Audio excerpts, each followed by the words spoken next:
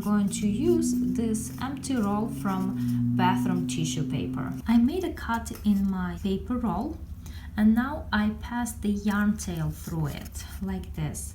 This is gonna be the yarn tail in the middle that later on I can pull out and work from the middle of my cake.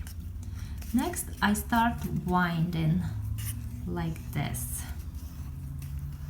First, I just do a few winds straight like this, and then I'm gonna start winding at an angle like this, and as I do it I will be rolling the roll itself towards me.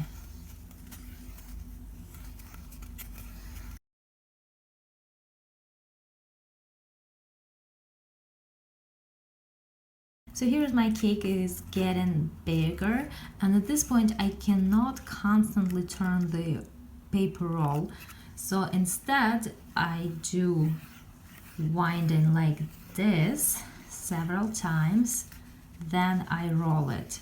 Again, I do several winds like this, then I roll it. And that's how I continue. And here's my cake even bigger, and I'm finally done.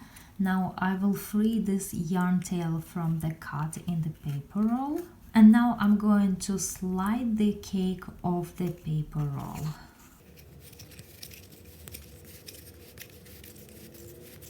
And here it is.